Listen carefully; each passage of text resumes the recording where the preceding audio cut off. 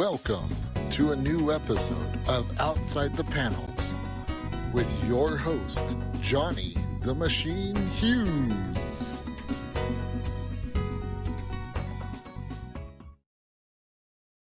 Welcome everyone to an episode of Outside the Panels. I'm your host, Johnny the Machine Hughes, and what a year 2024 has been already. We have had several great episodes of Outside the Panels on, and a guest slot on Comic Crusaders talking to the UK comic legend Pat Mills.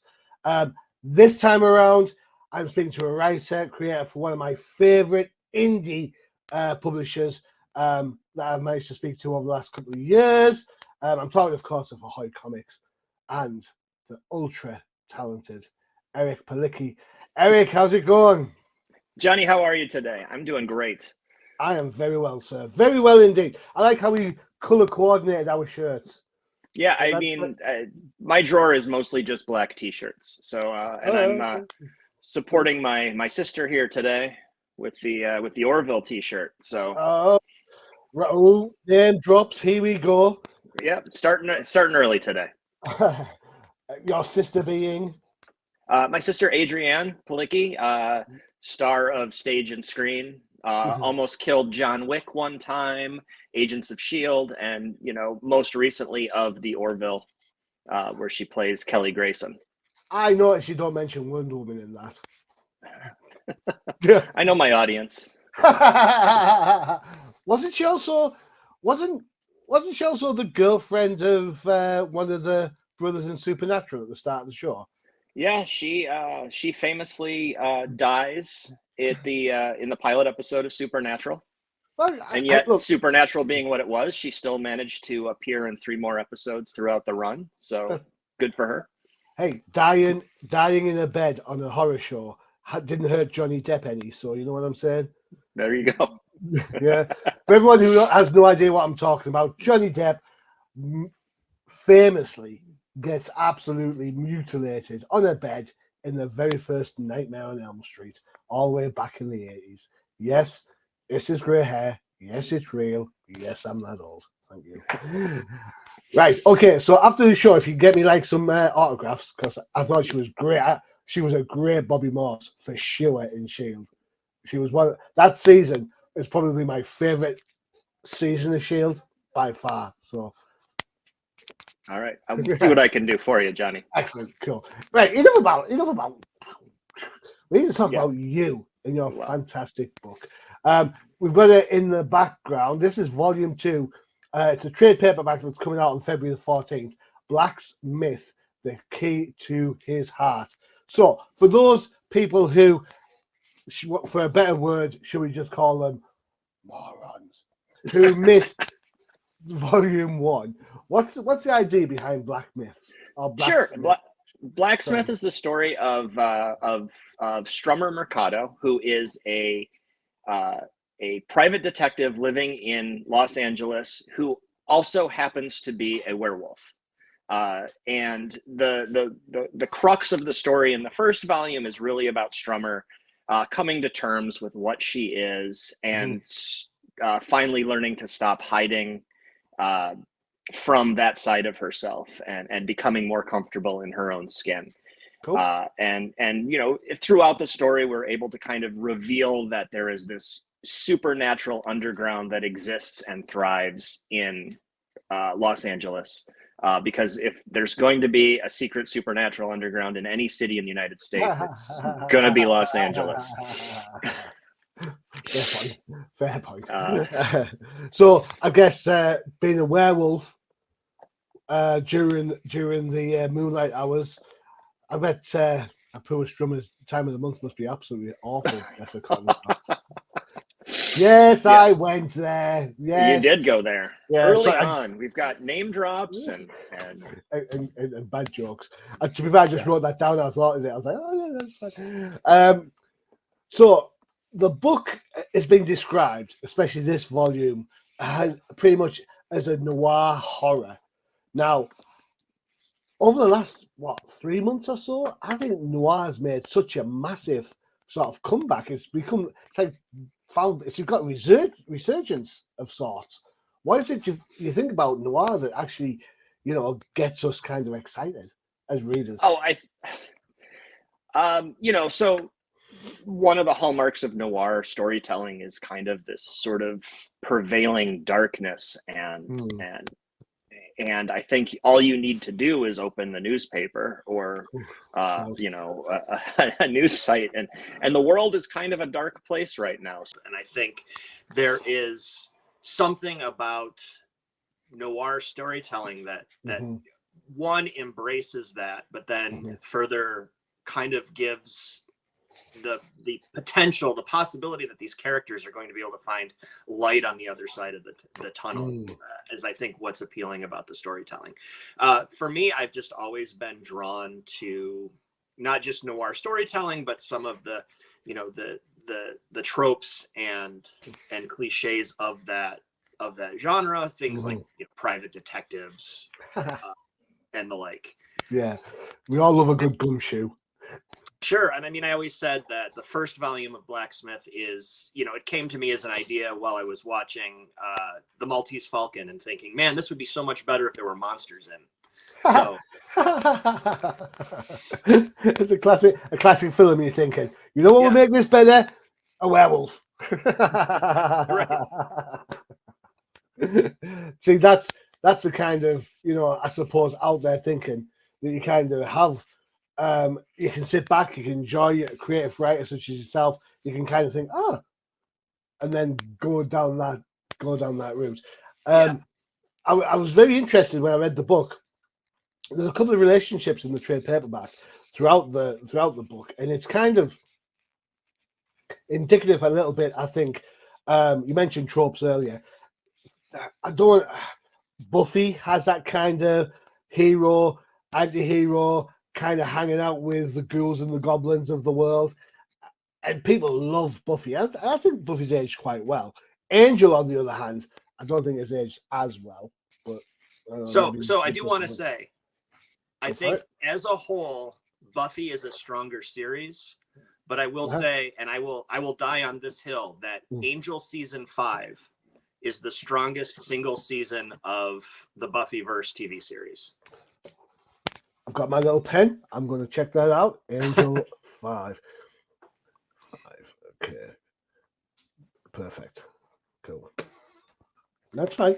It's fine. So when you were kind of writing Blacksmith going forward, were you worried about the comparisons for things like Buffy, Angel, Supernatural, Lucifer?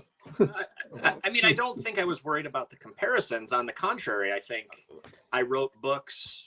They always tell you when you're starting out as a writer to write the kind of things, or as a creator at all, you do the kind of work that you want to find on the shelf, that you want to find in the cinema, whatever your genre of choice is. You make the work that you want to find on the shelves. And with Blacksmith, it was really me saying, like, I loved Buffy, I liked Supernatural, and those, and I also really love the third piece of that is Veronica Mars. Like, those are things that I love as a consumer of media, and I haven't found something to fill that space for me since those have all gone off the air.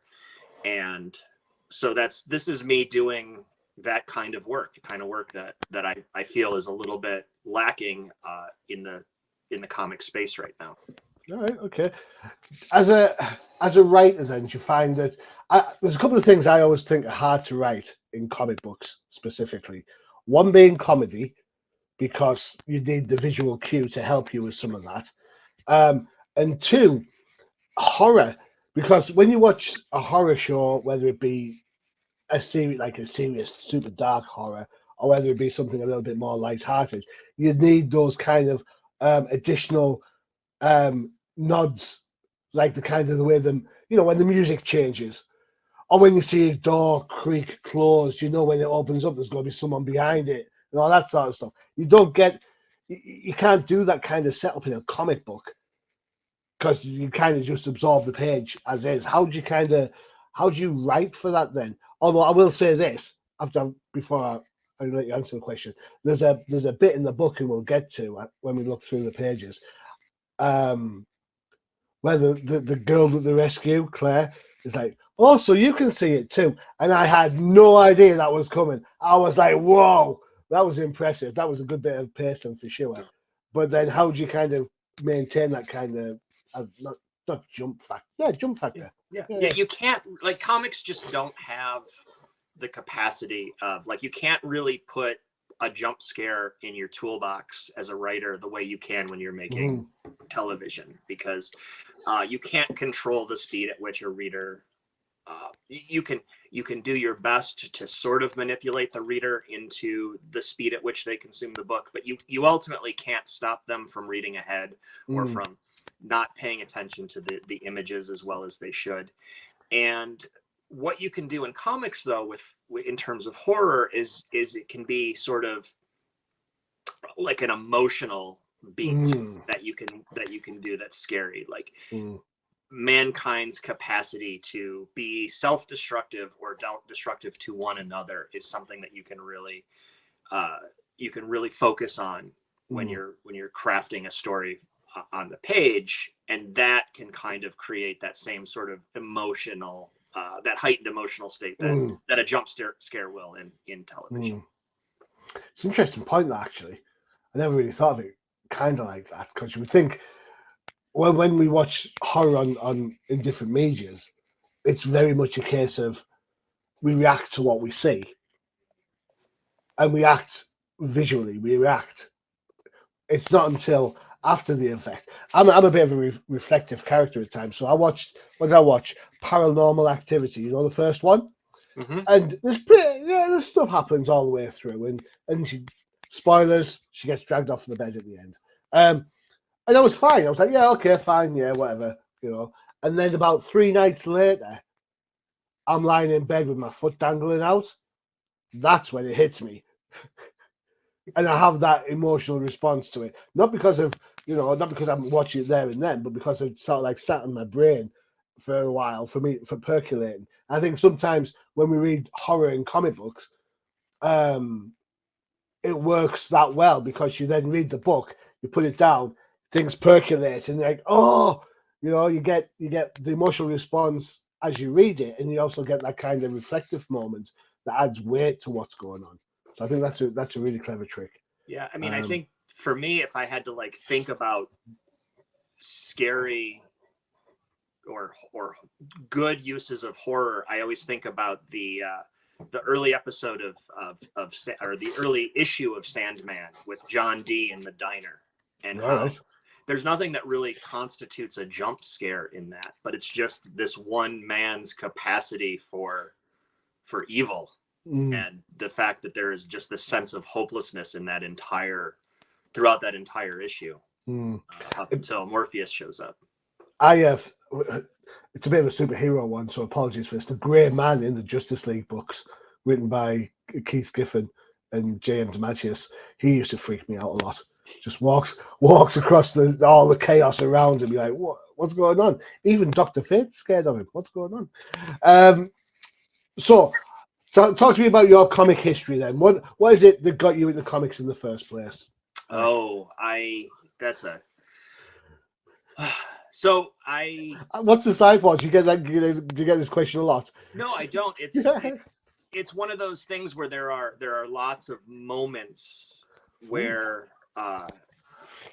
in my mind everything kind of bleeds together. So I don't remember what the first was. There was when I was a kid living in Ohio, there was a restaurant that we would go to, and we'd go there on Sundays as a family, and there was a little waiting room. And one of the nice things that the waiting room had was they had newspapers for my parents, for my grandparents, and then they had old issues of like reprints of Disney comics. So I, was introduced to, Carl Banks, the Carl Banks stuff, that'll be, right? Yeah, and I'm sure that it was, Carl Barks before I realized how incredible an artist and creator he was. Yeah, brilliant. And they were just torn to pieces because all the kids would, wipe their noses on them and roll them up and throw them in their pockets and everything. So that was that's my first memory of reading a comic book as we think of comic books. And then around 5th or 6th grade, I had a good friend who had inherited from his uncle's comic collection. I guess inherited's the wrong word. His uncle had outgrown his comic collection and gave it to him. And we didn't know what kind of treasures lied within. It was the Claremont Frank Miller Wolverine miniseries. Oh, I love that book. A full run of the Armor Wars series, the original Armor Wars series from Iron Man. I love that big, one as well. Huge run of X-Men from the 80s with Claremont and all of the various artists that he got to work with, John Romita Jr. and Mark Silvestri, et cetera, et cetera. I love the Silvestri run. I think that is such an underrated run of X-Men comics. I agree completely. But so we would get together on the weekends and we would just read comics for hours. And from there, I think the first comic that I ever bought off the shelf was Uncanny X-Men 275, which was Claremont and Jim Lee had this amazing fold-out cover. And from there, I was hooked. I was hooked. Yeah. It's amazing how X-Men is such a popular thing. I always think X-Men was kind of like when I was a kid, I used to not read the X-Men because it was too complicated. It looked too complicated. It looked too serious. You know what I'm saying? Yeah. Superman would say, "Hey, it's Superman. Hey, check me out." But the X-Men was like, you had to think about it. I'm like, no, thank you. But it's definitely a book for I think a formative comic book reader. Yeah, for sure. Well, it used to be.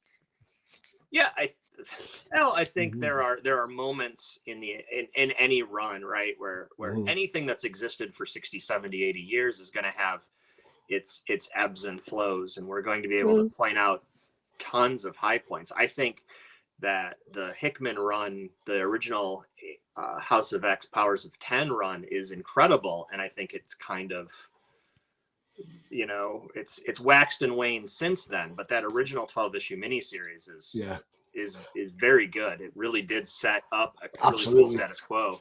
I remember reading House of X 2, the one where you find out about Moira, and I'm like, how game changing was that? Exactly. And it seems, for me, looking from cheap seats, that was the high point.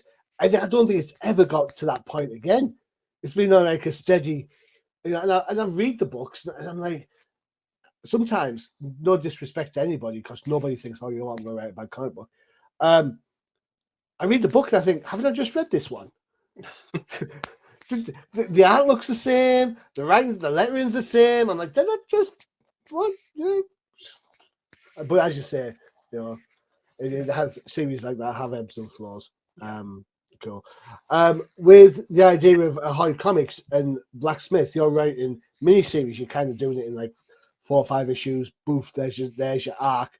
Wait a while, then the next one comes. Do you find that that's more endearing to fans? You manage to get out while the going's good, as it were.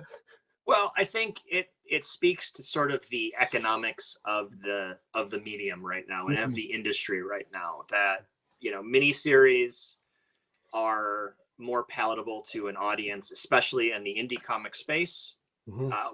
You do long form series, or you plan a long form series, and if by issue 4 or 5 your readership is down to 1,000 readers, it just doesn't make economic sense. You're not able to pay for your collaborators, pay yourself, pay for printing. So the 4 and 5 issue miniseries, when you are starting out, when you're in that indie space and you're not Robert Kirkman or I think the indie space, there are an increasing number of people who are able to find success in the indie space. Your Roberts Kirkman, your Rick's Remender, your Johns, your Jeff Johnses, and I'm very happy for them, and I hope to one day get to that point. But right Tom now, Payer, of course.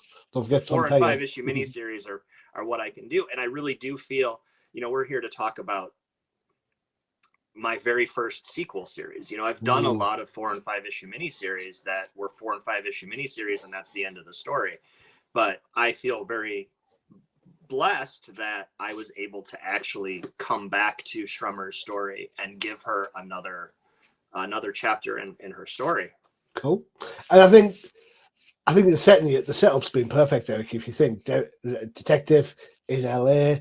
You know, there's lots of, as you said, bad voodoo going around LA. If there's going to be bad voodoo, that's, and maybe New Orleans, I suppose. That's the places where it's going to be, right? So, you know, you have the opportunity to delve in again when you kind of get that the muse speaks and says, "Hey, why don't we go down this different route for Strummer and again?"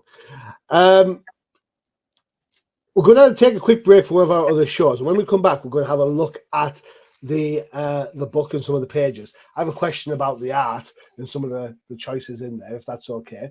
Yep. And what it was like collaborating with your artist. I believe it's Wendell Cavalcanti. Yes, that's correct. Oh, got it right as well. Points for me. Yeah. Excellent. And my mutant ability, if I was an X-Man, my mutant ability would be to say names wrong. So not much of a power, but hey, I'm good at it. Right. So you mentioned X-Men. So then, therefore, I suppose we have to show the advert for this. It is the No Prize Podcast. Check it out.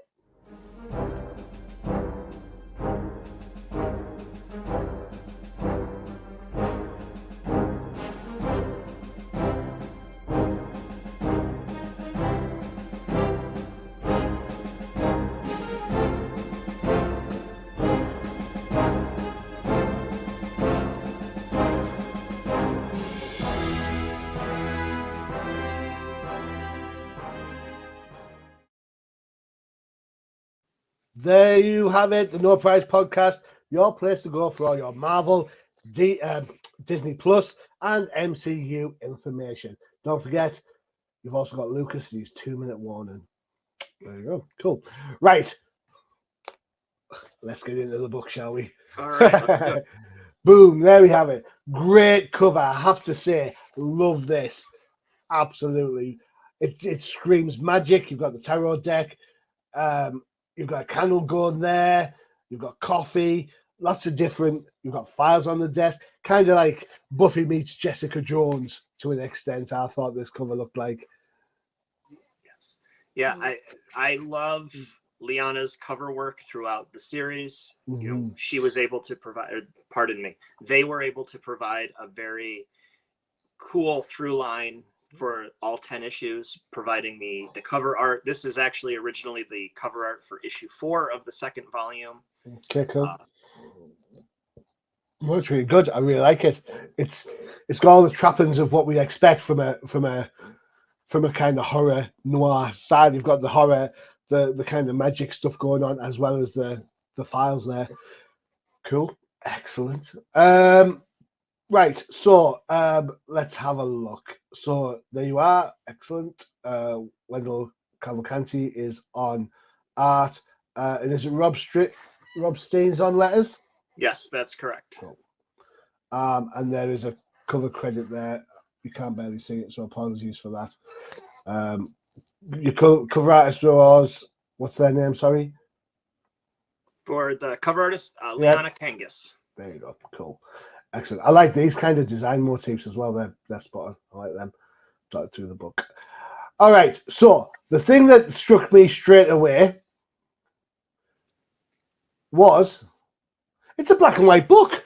It is. I was like, what? Is this because you didn't want to pay Wendell money for coloring? Is that what it is? No, it's not that at all. I'm joking. I'm joking. Oh, I know.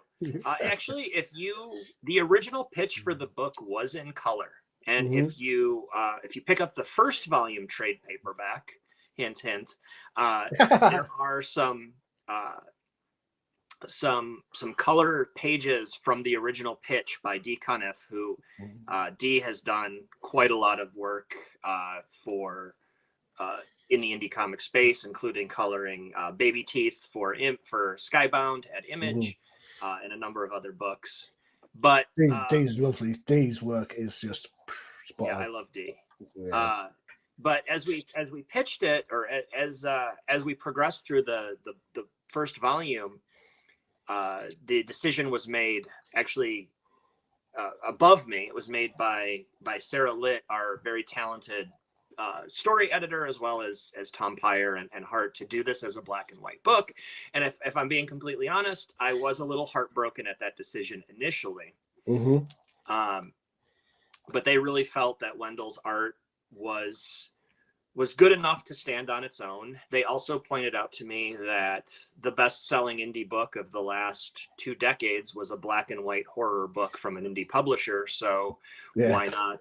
You know, there's no shame in doing a black and white book. No, and it really does add to the noir trappings of the book. Agreed, absolutely. I think what kind of surprised me about the black and white elements was something that pops up in the script later on. 9-panel pages. What is everyone's fascination with 9-panel pages still? So if you look at the book, the entire book is built on 6 and 9 panel grids. Okay. It allows you to put a lot of story information on a single page. Mm-hmm. It kind of, as we were talking about at the top of the show, it does do as much as you can as a writer and a reader to kind of control the amount of information per panel that the reader is receiving, mm-hmm. And can slow or speed up the story as necessary. Mm-hmm. Cool. And yeah. That's and fine. I just like it. I just think it's neat. I'm Eric. I'm a bit of a curmudgeon. That's fair. I see what did I see? So obviously Watchmen has 9 panels all over the place. Then I read something else, and then something else, and then I read Heroes in Crisis, and it's like I understood the logic of the 9 panel because they're in a therapy session, and that's kind of how it works and that. But I just kept seeing it all over the place. I'm like, I get it, 9 panels are cool, man, but you know, I'm a curmudgeon. What can I say? Here's my what I think about when I think about this is comic books now cost $4 or $5 a piece.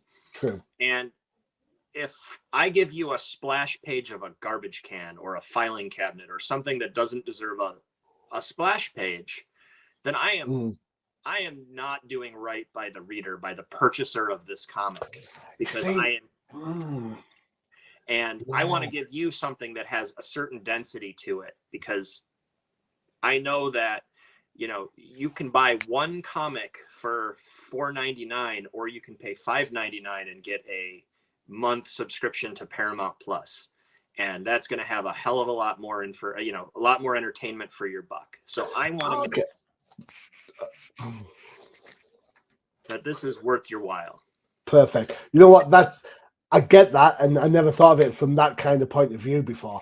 But here's my kind of counterpoint to that, if I may be so bold. Sure.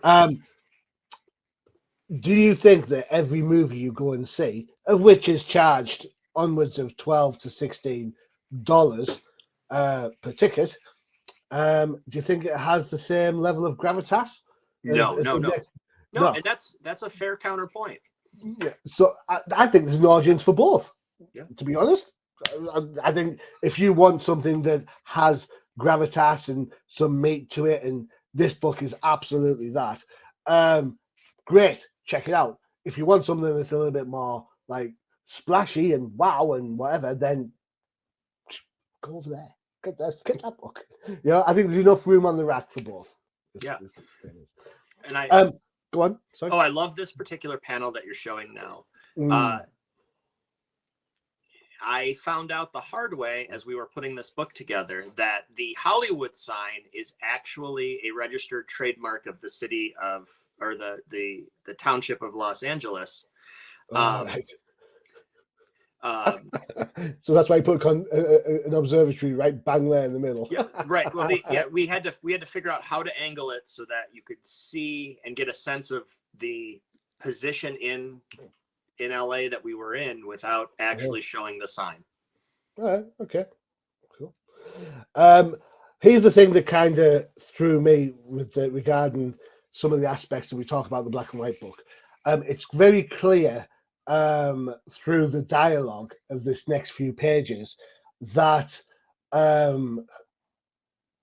skin color is an issue for some of these characters, and yet you don't see it because it's a black and white book. Yes. Is that a choice to try and demonstrate inclusion, that everyone's the same regardless of skin color, or is that just a happy coinkydink?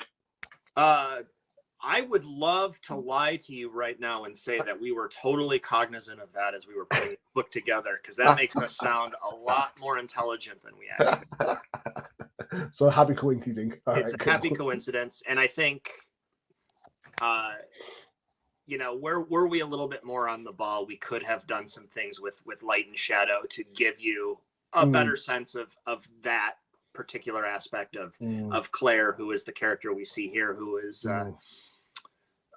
one of the subjects of the big mystery in this book. Cool. I love the kind of foreshadowing thing you've got going on here.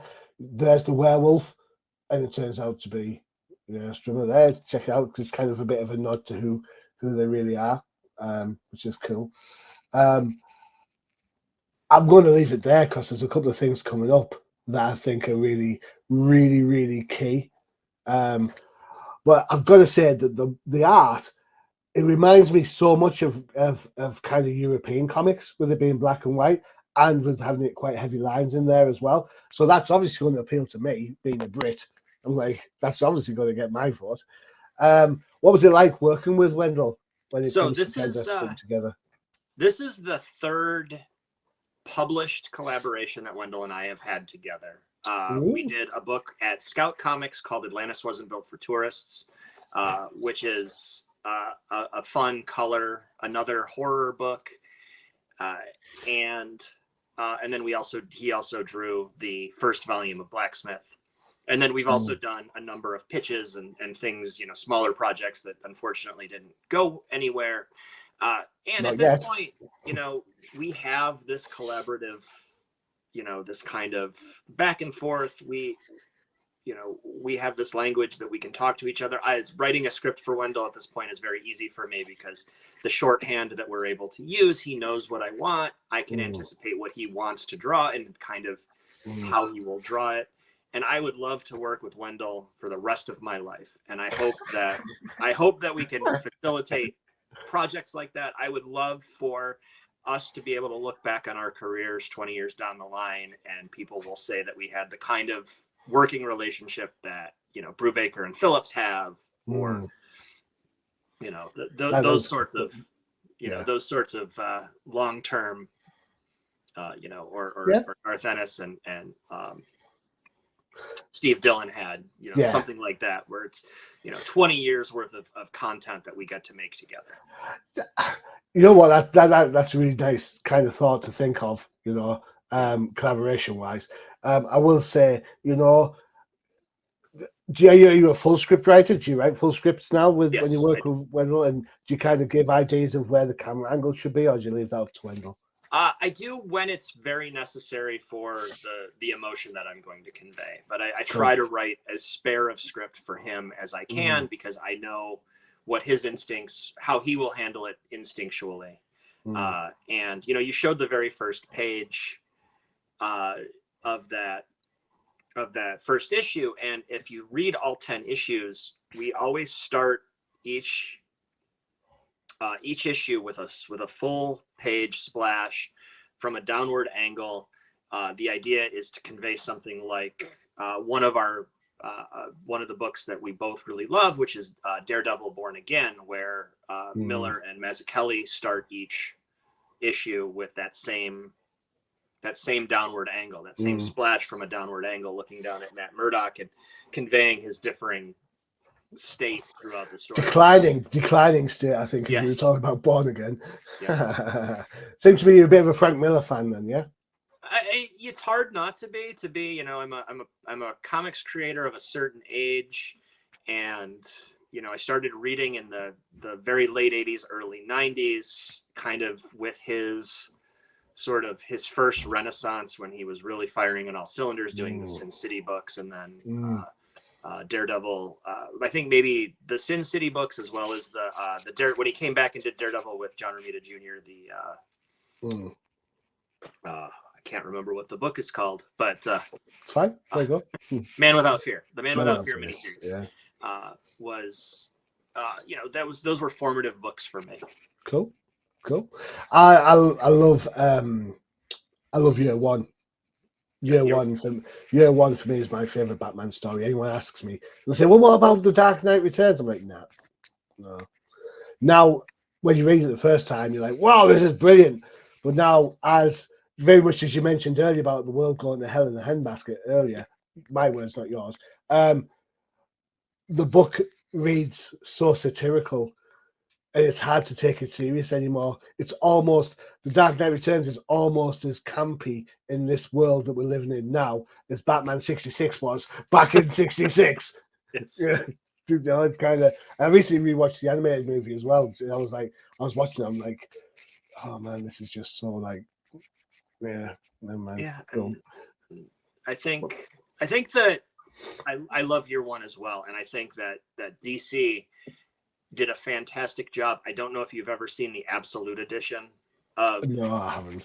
They reprinted it in 2 volumes, and the first volume is with all of the bells and whistles and the remastered artwork, and it's, you know, the glossy pages that you typically see in an Absolute Edition. And then they did a second copy in the same slipcase that is done in the original, like in something replicating the original newsprint. So you have that same faded matte finish that you would have gotten if you picked up the book and read it in 1986. I had year one as a trade paperback for a while back in the 90s, and I sold it as part of a collection that I had. About 5 years ago, I picked it up at a car boot sale, so sort of like a garage sale you have over there. Yes. But normally these are like big places, and I paid £1 for it, so less than $1 for this beat up version of year one. I don't know what print it is, but that just adds the magic to it. You know, that just makes it feel so much better because it's like, oh, it's all grimy and stuff. Well, maybe not all grimy. Cool. Right. Okay. Give us your 30-second pitch, Eric, of why people should be heading down to their comic book shop to pre-order this book. Bearing in mind it's out on Valentine's Day, so. Well, so I would say that if you have read the first volume, and how dare you if you haven't, this book finds Strummer in a much better place. She's found her people. She's found a new relationship. Her job is burgeoning, and because this is a noir story, I am going to put her through the ringer across 5 issues. If you haven't read the first volume, this is the story of a werewolf private detective working through Los Angeles's secret supernatural underground. It is filled with fantastic monsters, good and bad. I think that one thing I really do well as a writer is create these complex relationships between characters, and that will be on full display here.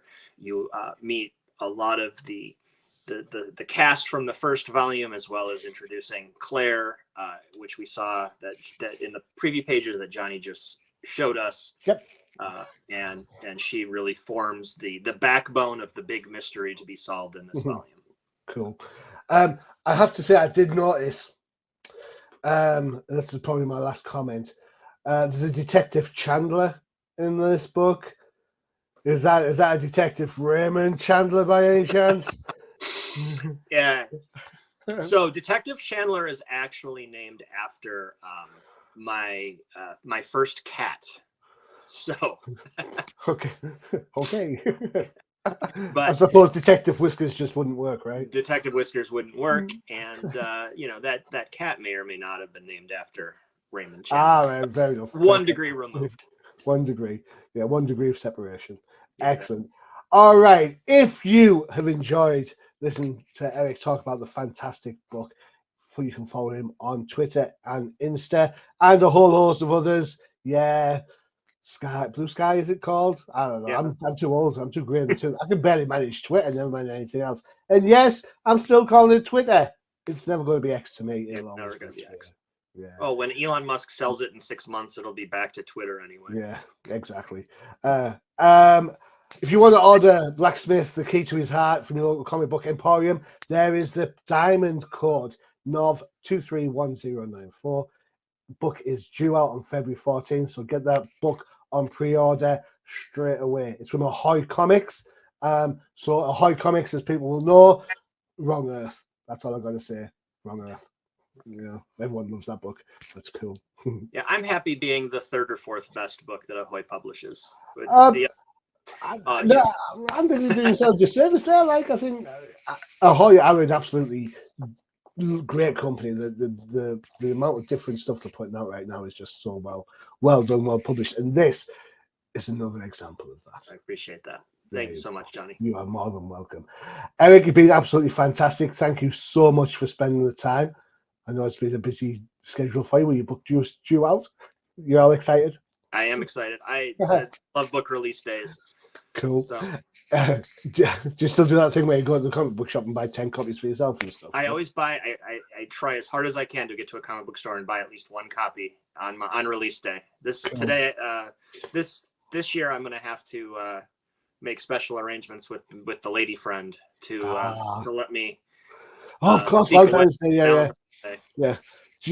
Just find a nice restaurant, like a block away from a comic book shop. Perfect. And then park at that end of the street, and then you can, like, as you walk in, or maybe drop hints. Maybe she'll buy it for you. You never know. Cool. There you go. Don't forget to check out UC Pen for all your favorite shows. You saw the trailer for it earlier. The No Price podcast for all you Marvel fans. For you DC fans, it's the Definitive Crusade. If you like your comics of a certain vintage, don't forget to check out the Old Timers Comic Book Show, where the hosts aren't old, but the comics most certainly are. Their next issue is going to focus on 1994. Why go 30 years back? Ask DC for that one. Eric, it's been an absolute pleasure having you on the show. The book reads fantastic. It looks great. I've thoroughly enjoyed reading the preview you sent through, so thank you so much for that. I hope it goes fantastically well for you.